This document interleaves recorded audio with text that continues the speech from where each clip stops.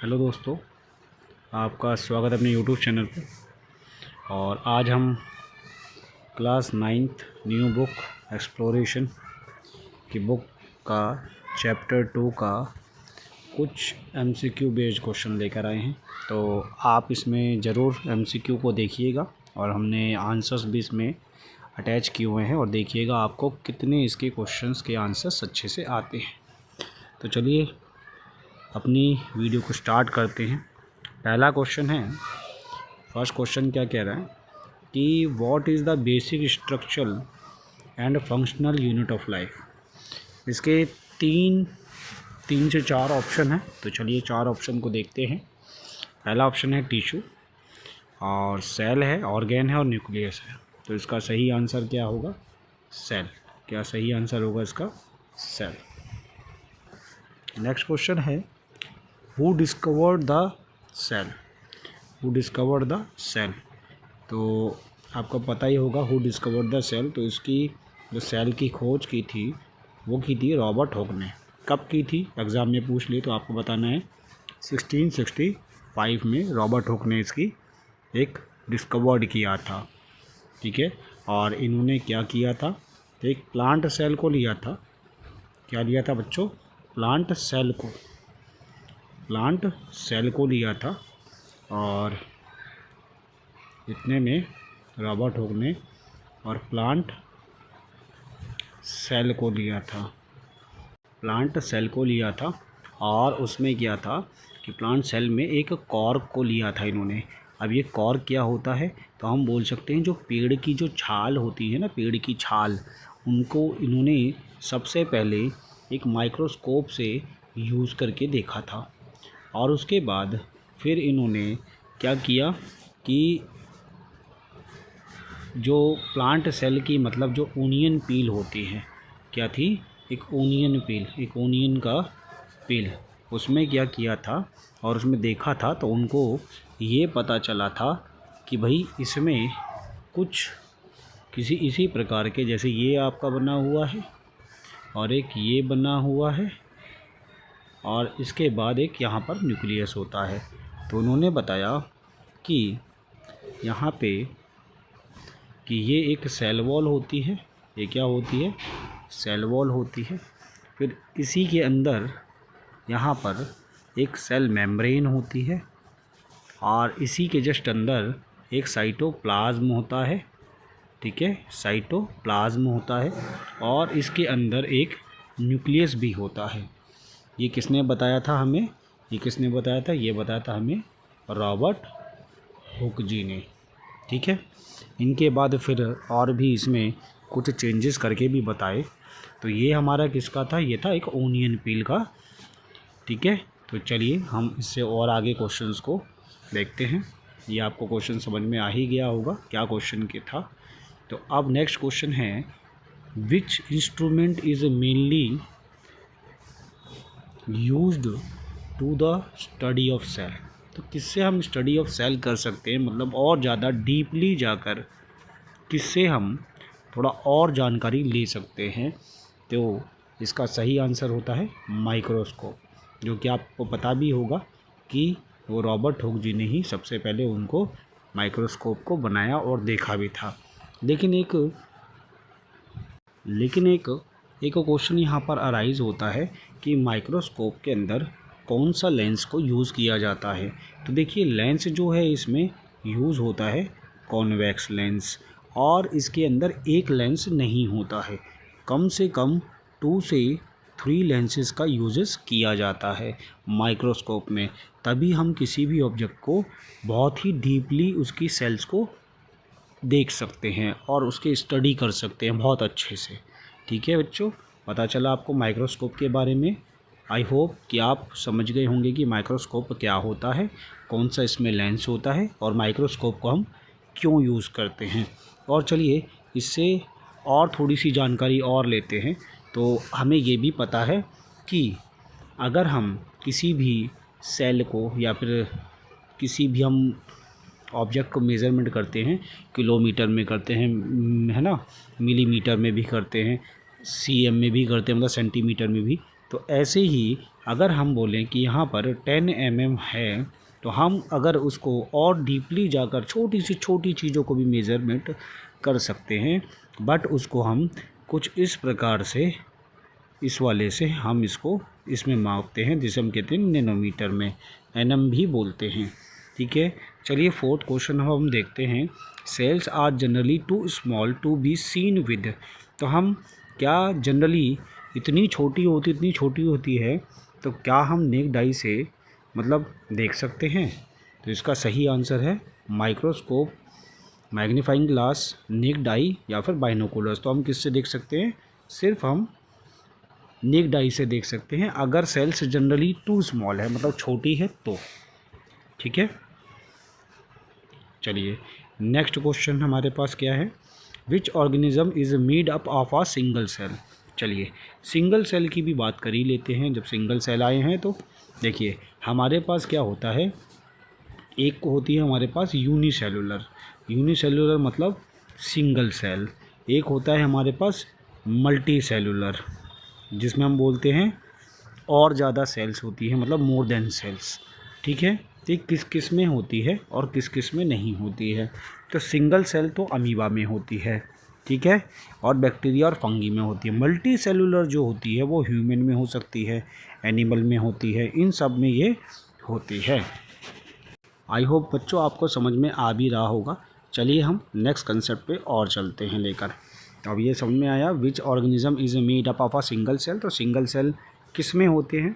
तो human, dog, amoeba, tree या फिर अमीबा। तो हम बताएंगे इसका राइट आंसर है अमीबा। ठीक है बच्चों, चलिए हम आगे चलते हैं। नेक्स्ट क्वेश्चन है हमारे पास, which of the following is multicellular. तो बताइए मल्टी सेलुलर क्या होते हैं। तो मल्टी सेलुलर हमने अभी बताया आपको कि मल्टी सेलुलर क्या होते हैं, कि जिसमें एक से ज़्यादा सेल्स होती है। तो एक से ज़्यादा सेल मैंने अभी बताया प्रीवियस क्वेश्चन में ही, एक से ज़्यादा सेल जब होंगे तो उसे हम बोलेंगे मल्टी सेलुलर। सिंगल सेल होंगे तो बोलेंगे उसको यूनिसेलुलर, क्योंकि एग्ज़ाम में वो यूनिसेलुलर बोलेगा, नॉट अ सिंगल सेल बोलेगा। ठीक है, तो उसका आंसर हो जाएगा मल्टी सेलुलर में ह्यूमन। नेक्स्ट क्वेश्चन हमारे पास है, the outer boundary of a cell is called. तो यहाँ बोला है बताइए कि जो बाहरी बाउंड्रीज़ होती हैं उनको हम क्या कहते हैं। आउटर बाउंड्री होती हैं तो हमने अभी पढ़ा भी था, उसको कहते हैं सेल मेम्ब्रेन। क्या कहते हैं? Cell membrane. ठीक है, तो बच्चों अभी एक चीज़ और कि आपको ये भी पता होगा, हमारे प्लांट सेल और एक एनिमल सेल, इन दोनों में डिफरेंस आना है तो आना है, एग्ज़ाम में डिफरेंस आते ही आते हैं। ठीक है, और चीज़ और, जो सेल वॉल होता है बच्चों, जो सेल वॉल होता है वो सिर्फ प्लांट में होता है, और जो सेल वॉल एनिमल में नहीं होता है, सिर्फ प्लांट में मौजूद होता है। और जो सेल वॉल का जो फंक्शंस होता है, सेल वॉल का बेटा फंक्शंस क्या होगा वो भी देखते हैं। सेल वॉल का जो फंक्शंस होते हैं वो क्या करता है, हमारे जो प्लांट को एक रिजिड बनाता है। रिजिड मतलब बहुत ही कठोर बनाता है, और उसका जो स्ट्रेंथ है, स्ट्रेंथ को भी बरकरार रखता है, मतलब स्ट्रेंथ को भी बनाए रखता है। कौन? Cell wall. तो आई होप आपको सेल वॉल के भी कुछ फंक्शंस भी मैंने यहाँ पर बता दिए हैं और आपको समझ भी आ गए होंगे। तो हमने ये भी पढ़ा कि the outer boundary of a cell is called, क्या कहेंगे उसको? तो कहेंगे सेल मेम्ब्रेन। चलिए बच्चों आगे बढ़ते हैं हम नेक्स्ट क्वेश्चन की तरफ। तो कहा which part of the cell controls all activities. कौन करता है, क्या करता है, कौन सा पार्ट है जो सेल की जो एक्टिविटी हो रही है सेल के अंदर उसको कौन कंट्रोल करता है? तो ये सही आंसर है उसका न्यूक्लियस। तो न्यूक्लियस में ही, न्यूक्लियस क्या करता है, सभी की एक्टिविटी को कंट्रोल करता है। आपको याद रखना है ये वाला क्वेश्चन। ठीक है, नेक्स्ट क्वेश्चन क्या है? नेक्स्ट क्वेश्चन है हमारे पास, who observed cork cell first. तो सब अभी थोड़ी देर पहले ही बताया था कि कॉर्क क्या होता है। चलिए एक बार और बताते हैं। तो बताया था कॉर्क क्या होता है, जो एक ट्री होता है, ट्री के बाहरी हिस्से पे जो छाल होती है, कॉर्क बोला जाता है छाल, तो उस छाल को ही कॉर्क बोला जाता है। तो सबसे पहले इसको ऑब्जर्व किसने किया था? वो किया था रॉबर्ट हुक ने। ये भी आपको याद रखना है। कब किया था? तो वो भी मैंने अभी बताया था 1665 में। नेक्स्ट क्वेश्चन हमारे पास क्या है कि living organisms are composed of, तो वो किससे बने होते हैं लिविंग ऑर्गेनिज्म? जिसे हम कहते हैं सेल्स। किससे बने होते हैं? वो बने होते हैं सेल से। अभी लिविंग ऑर्गेनिज्म क्या होते हैं? तो लिविंग ऑर्गेनिज्म वही हैं जो हमारे इन्वायरमेंट में जीते हैं और वो कुछ एक्टिविटीज़ को भी करते हैं। जैसे कि हम बात बोलें तो रेस्पिरेशन करते हैं, ठीक है, और वो मूवमेंट भी कर सकते हैं, ठीक है, वो फूड को डाइजेस्ट भी कर सकते हैं जैसे ह्यूमन की बात करें। लेकिन कुछ ऐसे भी होते हैं जैसे अमीबा हो गए, ये भी सब क्या आते हैं? लिविंग ऑर्गेनिजम्स हैं। तो आपको याद रखना है लिविंग ऑर्गेनिज्म वही होते हैं जो कुछ एक्टिविटीज़ को करते हैं, ठीक है बेटा। और बाकी आपको जो और ज़्यादा एक्सप्लोरेशन चाहिए तो आप वो क्लासेस जब 10th में जाएंगे तो और आपको इसके बारे में समझ में आ भी जाएगा। तो living organism are composed of किससे बने होते हैं? तो हम बताएंगे सही आंसर है सेल्स। नेक्स्ट क्वेश्चन हमारा क्या है, चलिए देखते हैं। नेक्स्ट क्वेश्चन है which scientist discovered free living cells? किस साइंटिस्ट ने फ्री लिविंग सेल्स को डिस्कवर्ड किया था? तो सही आंसर है लियो वैन हुक। सही आंसर है लियो वैन हुक। और ये थोड़ा सा बोल सकते हैं कि इम्पोर्टेंट क्वेश्चन MCQ में हो सकता है एग्ज़ाम में भी ये आ जाए, ठीक है। नेक्स्ट क्वेश्चन हमारे पास है सेल कंबाइन टू फॉर्म, जो सेल है वो किससे कंबाइन हो जाएगा? सेल कंबाइन हो जाएगा तो उससे क्या बनेगा? चलिए इसको भी देखते हैं, ये भी बहुत इंपॉर्टेंट क्वेश्चन है। चलिए देखिए, पहले हम ये पढ़ते हैं कि जो सेल होती है, सेल से मिलकर जो है ग्रुप ऑफ सेल बनाते हैं टिश्यू से बनता है ऑर्गेन सिस्टम, फिर हमारा ऑर्गेन बनता है, ठीक है। तो अब हमें ये समझ में आया सेल्स जो होंगी कंबाइन होकर क्या बनाती हैं? हमें एक टिश्यू बना कर देती हैं जिसको हम कहते हैं ग्रुप ऑफ सेल। चलिए नेक्स्ट क्वेश्चन पे आगे बढ़ते हैं बच्चों। अगला है which of these is a unicellular organism. तो यूनिसेलुलर ऑर्गेनिज्म कौन कौन से हैं? तो अभी हमने पहले ही क्वेश्चंस में समझा था कि यूनिसेलुलर क्या होते हैं, जिसमें सिंगल सेल होता है। अमीबा है, फ्रॉग है, प्लांट है या फिर बर्ड है। तो इसका राइट आंसर होगा अमीबा। तो अभी हमने अमीबा के बारे में भी पढ़ा था और अब जब हम नेक्स्ट क्लास में जाएंगे तो हम अमीबा के बारे में पूरा स्ट्रक्चर पढ़ेंगे कि जब वो फूड को क्या करता है, जब वो फूड को ऑब्टेन करता है तो उस एक्टिविटी को क्या कहते हैं पता है आपको? ईसोपोडिया। क्या बोलते हैं? ईसोपोडिया। ये भी एग्ज़ाम में 1 मार्क्स का पूछा जा सकता है। और यूनिसेलुलर मैंने क्या बताया था? यूनिसेलुलर बताया था मैंने कि जिसमें सिर्फ सिंगल सेल होती है जैसे कि अमीबा। और मैंने और भी बताया था कि अगर मल्टी सेलुलर ऑर्गेनिज्म आ जाएं तो आप उसमें ह्यूमन और एनिमल्स को बोल सकते हैं क्योंकि उसमें मल्टी सेलुलर सेल्स होते हैं, एक से ज़्यादा सेल्स होते हैं। नेक्स्ट क्वेश्चन है हमारा।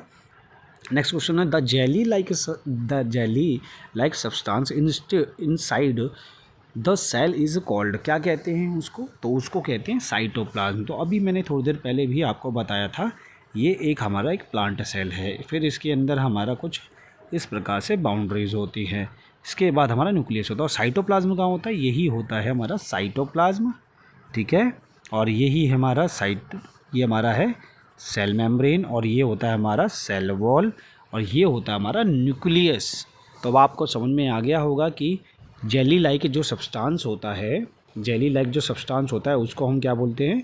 साइटोप्लाज्म कहते हैं। नेक्स्ट में चलते हैं। तो cells vary in shape size depending on, उन्होंने कहा है कि भैया बताइए क्या सेल्स का शेप वेरी मीन्स क्या होता है बेटा? ये होता है डिफरेंट। क्या होता है बेटा? डिफरेंट। इसका मतलब होता है डिफरेंट। इस वेरी का मतलब होता है बेटा डिफरेंट। तो क्या कह रहा है कि क्या वो हो सकता है डिफरेंट? साइज़ और शेप क्या हो सकता है? और होगा तो किसके ऊपर होगा? तो बताएंगे हाँ हो सकता है, लेकिन उसके फंक्शन के अकॉर्डिंग होगा। तो अगर ये एग्ज़ाम में आ जाए तो आपको होता ना देयर फंक्शन के अकॉर्डिंग ही उसका डिफरेंट साइज़ डिफरेंट शेप हो सकता है। किसका? लेकिन तो बात आई सेल्स की। ठीक है बच्चों, और यहीं पे हमारे MCQ अभी ख़त्म हुए हैं। अभी हम सिर्फ जो MCQs लेकर आए हैं बच्चों, सिर्फ हम पेज नंबर 1 से 5 तक के मैं लेकर आया था, और इसकी नेक्स्ट वीडियो में हमारे पास और भी MCQs हम इसके और ऐड करेंगे। अभी तक के लिए थैंक यू, धन्यवाद, बाय बाय।